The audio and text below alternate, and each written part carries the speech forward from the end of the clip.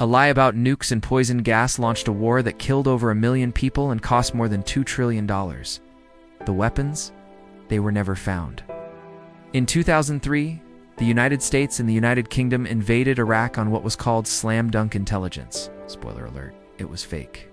Today, we're rediving into the untold story of fabricated weapons of mass destruction and why it still haunts us. After the Gulf War in 1991, Iraq was left weakened but still under UN sanctions. The world believed Saddam Hussein had been contained. But fast forward to 2002, 2003, and suddenly, the narrative shifted. Post 9/11's fears were high. The Bush administration claimed Saddam was secretly linked to Al-Qaeda. They said Iraq was rebuilding WMDs, nuclear, chemical, and biological weapons banned for over a decade. Headlines screamed about 45-minute mobile labs, uranium yellowcake shipments, aluminum tubes supposedly meant for nuclear centrifuges. Much of this came from a single defector, codenamed Curveball, whose stories were later proven false.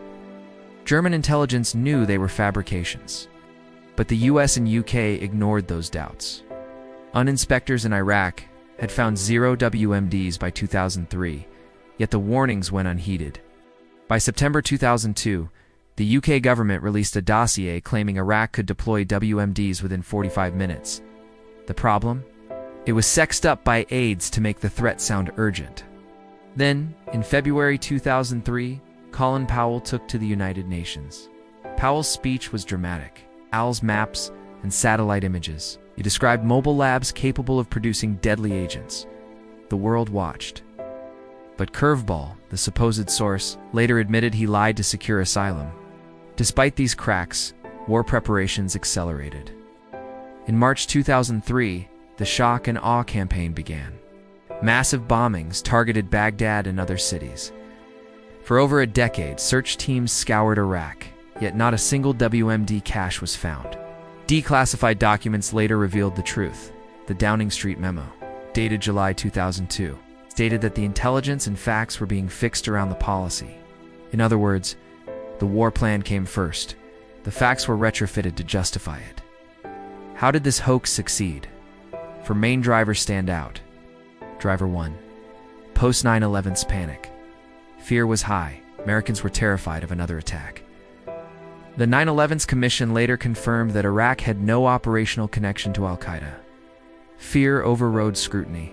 People wanted action. Driver 2. Cherry-picked intelligence. The CIA, led by George Tenet, presented a slam-dunk case. Experts like Scott Ritter, a former UN weapons inspector, raised alarms that the evidence was weak or misinterpreted. Their warnings were ignored. Driver 3. The neoconservative agenda.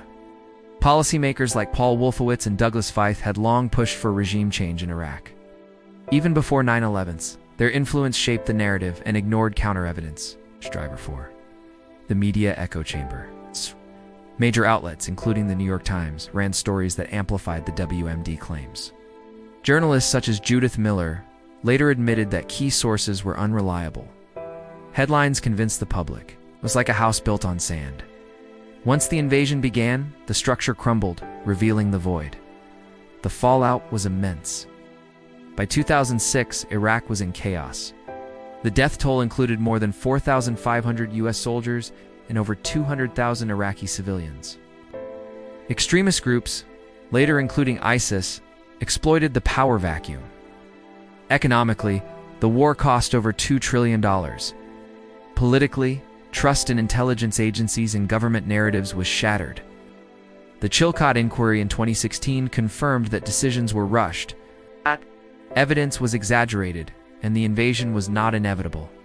Even today, in 2026, echoes of this deception influence global conflicts. Analysts compare misinformation tactics in the Iraq invasion to the propaganda in ongoing conflicts. From Ukraine to the Middle East, the lesson remains clear. Fabricated intelligence can have real and devastating consequences. The story of Iraq's WMDs teaches us a harsh lesson. Fake weapons created a real war. Millions suffered, billions were spent. And the truth emerged only years later. So next time you hear a government warning of a new threat, remember the house built on sand. Question the narrative. Scrutinize the evidence. History has shown how easily fear, politics, and media can manufacture reality. If this story shocked you, hit like, subscribe for more myth-busting episodes, and share your thoughts in the comments. What do you think was the biggest lie leading to Iraq 2003? And stay tuned. Our next video explores how misinformation shapes wars in the Middle East today.